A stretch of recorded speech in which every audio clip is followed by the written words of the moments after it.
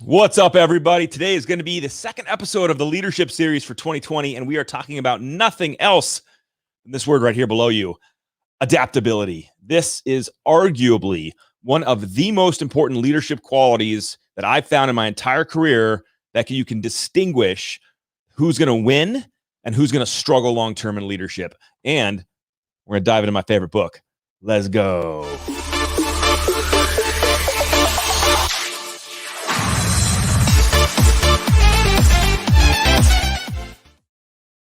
All right, friends. So today we're going to be talking about one of my favorite books of all time, Who Moved My Cheese. Now, how does that relate to adaptability and success as a manager? If you are in any type of leadership or aspiring to be in leadership, we talked about this in the first series.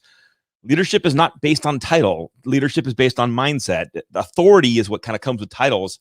That's not with leadership. And hey, if you're joining and jumping on with me, say hi, say what's up. I like to know where you're chilling from. This is always fun for me. If you're watching this in the future, hit me up with a hashtag bypassed. I get a little happy knowing you paused 2 seconds to come hang with me today. But let's talk about adaptability. What does this mean? If you've never read this book, let me break it down for you real quick. It's a 2-second read. It's one of my favorite books. In fact, I often call a lot of my managers and immediately say, hey, in the start of the call, if I ever do this, I go, I'm going to move your cheese. And that's when all of my team pretty much rallies and knows, hey, this is going to be happening. Hey, what's up, Herm? And by the way, this is not just for leadership. I know this is a leadership series, but man, has your cheese been moved in your career before? If you're pre-crisis like me, did your cheese move? In COVID, did your cheese move? What's up, Will? Did things happen that forced you to figure it out? And can you see the people? Chris, what's up? Long time. Do you see the people that don't move? Okay, so let's talk about this for a second. What's the premise of the book? In this book, there's 4 characters, all right? In this book, there's 4 characters. There's Sniff, Scurry, Hem, and Haw. Now, Sniff and Scurry are 2 mice, and Hem and Haw are 2 mini people. I don't know, small people. They're in a maze. So just go with me. They're the size of mice. That's all I got. And in the beginning, these characters find a big pile of cheese. In fact, every day they put on their shoes and they run out there into the maze to go find their cheese, right? And you can relate to this. It's like, okay, it's work. It's finding my cheese. It's all that fun stuff. But all of a sudden, the cheese is gone. The cheese is gone. This pile of cheese, they thought they moved their homes closer to the cheese, so they didn't have to walk as far every morning. They moved their whole life to go right where the cheese was, and then the cheese was gone. And then, of course, Hem and Haw, Sniff and Scurry, they grab their shoes. They're off. They're off in the maze to find the cheese again. Hem and Haw, they don't. They make all these excuses up about where the cheese is. Maybe it's coming back. This isn't their fault that something got moved. Someone else needs to correct this because it's happening to them. The victim mentality is massive.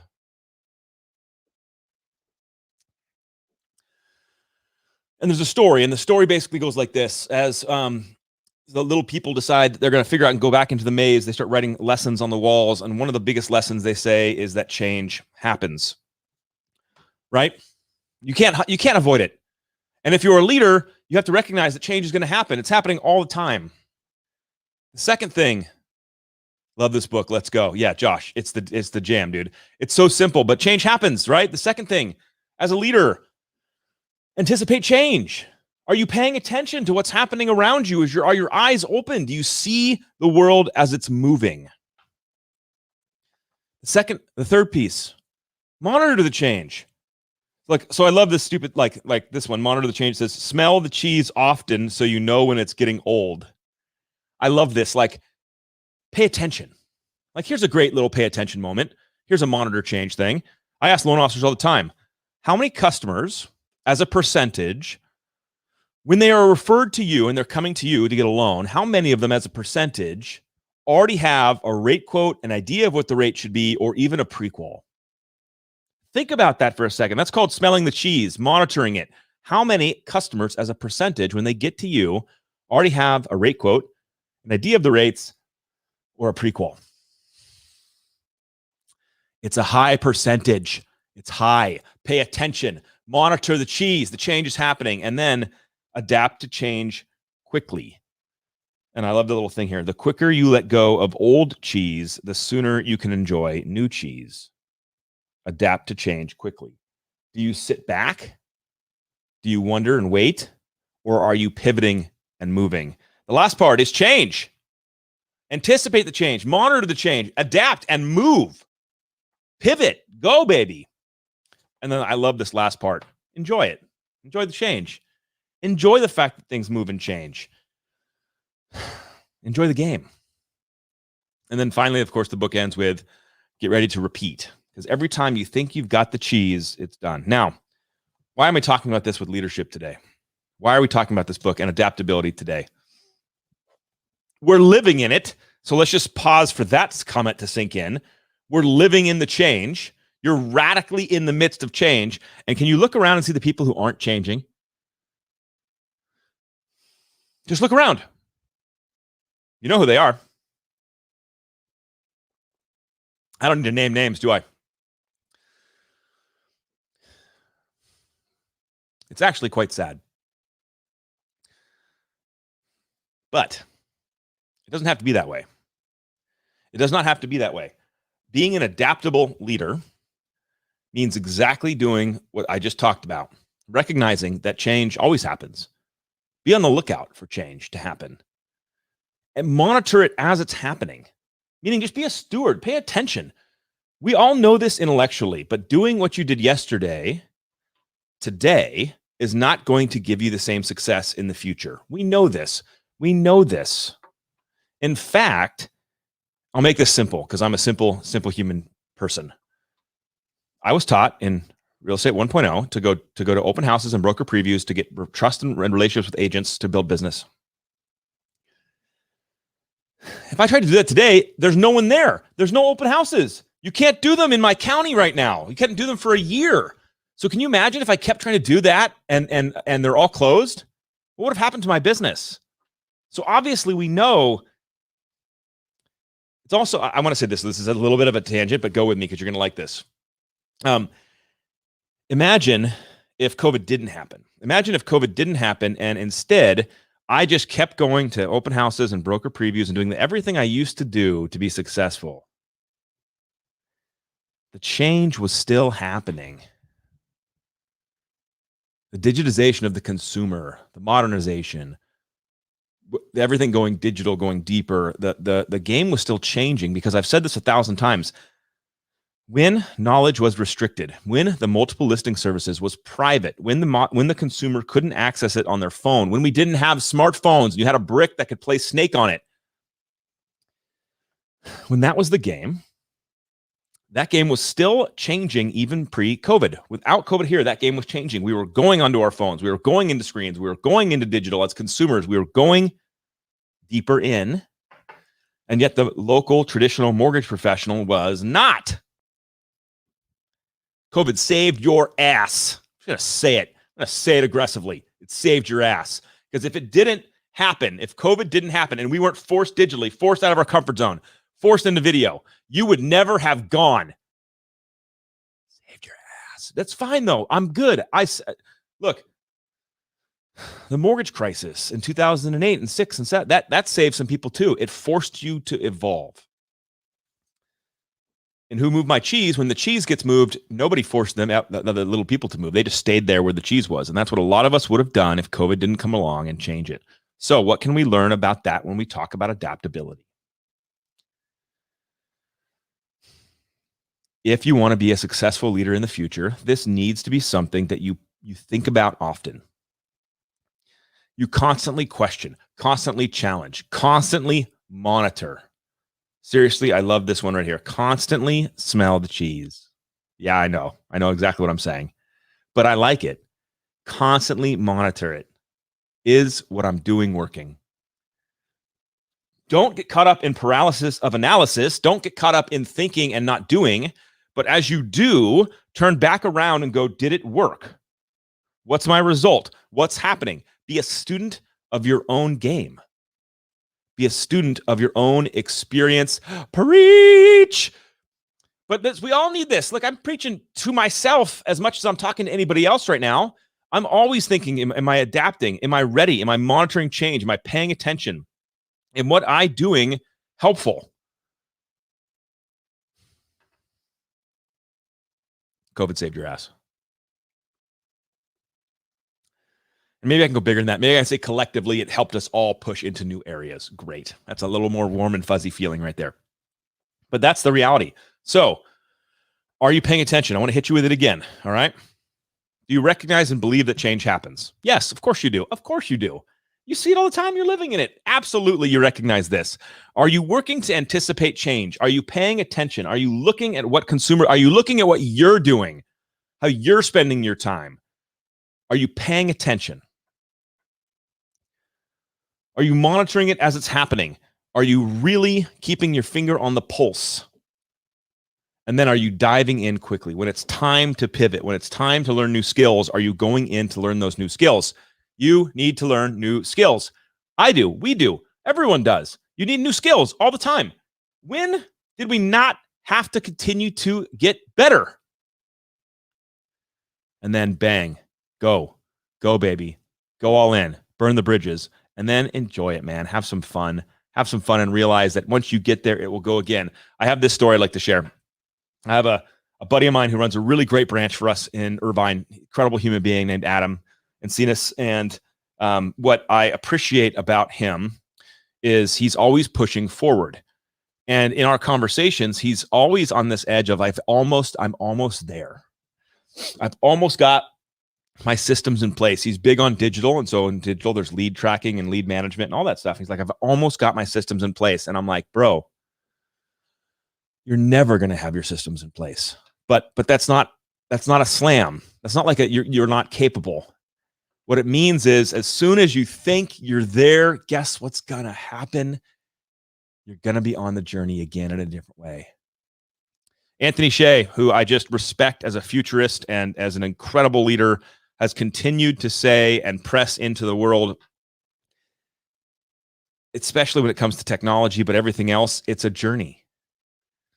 It's a journey.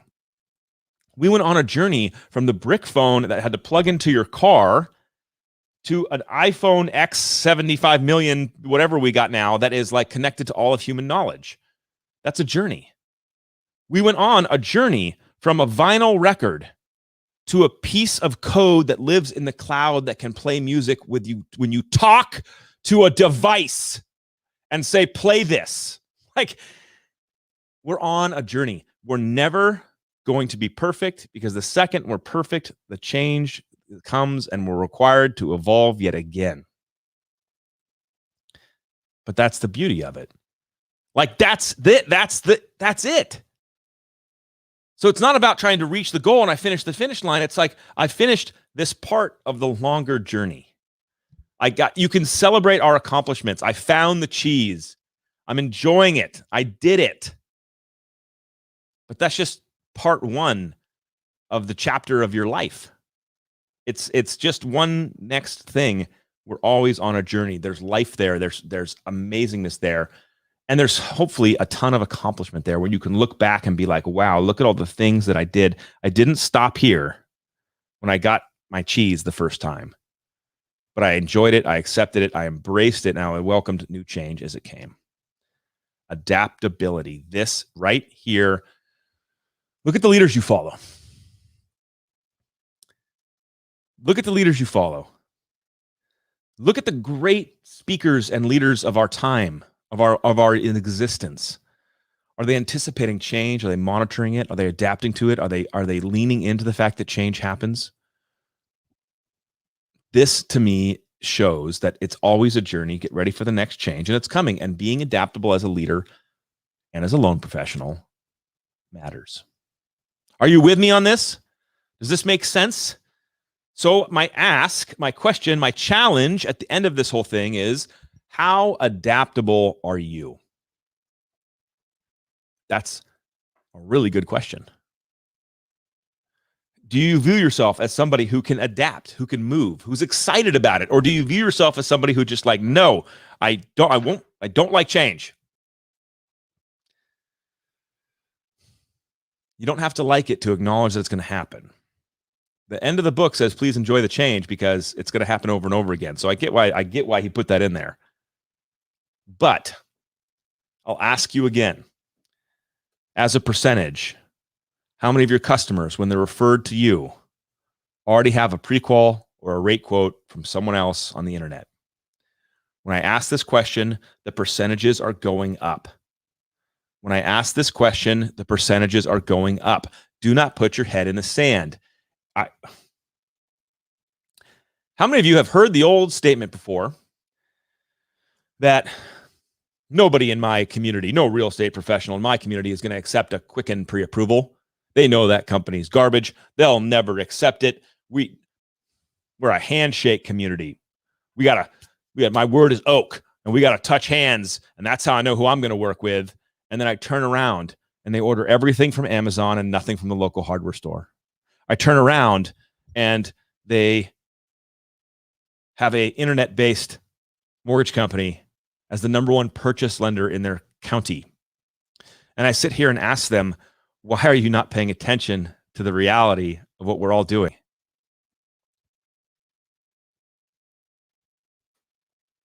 It's none of my business, though.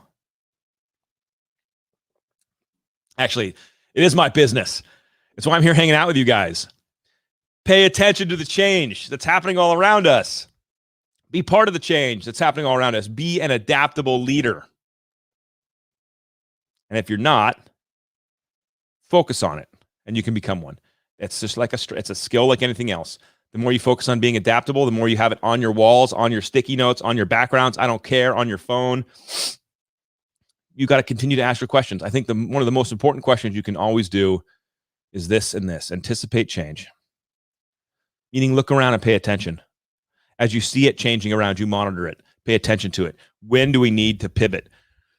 I have been very, very outspoken about getting what I call consumer-centric, consumer first, internet first, right? Find the customers at the top of the sales cycle, which is on the internet. That's where they are, starting the process. But I've also been very, very aggressive in my comments towards the fact that a lot of our local realtor partners are still massively influential, right? The person who says that the realtor has no influence and you should ignore the realtor community is going to be someone who's not very successful.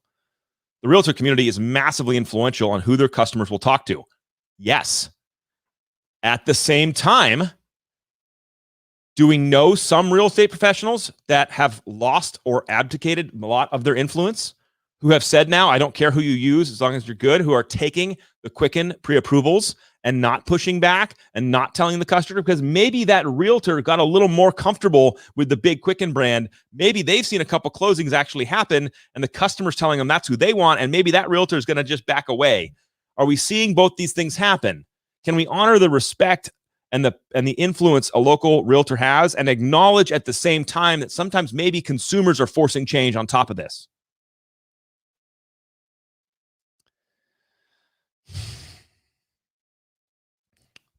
Who drives the bus? That's what I'll end with today. I want you to ask yourself that. If a transaction was a bus trip, and on the bus trip, you got to get on the bus and you're going from looking for a home to closing a home, and you're on the bus. And lots of people need to get on the bus, don't you? You, a lender, you need to get on the bus, right?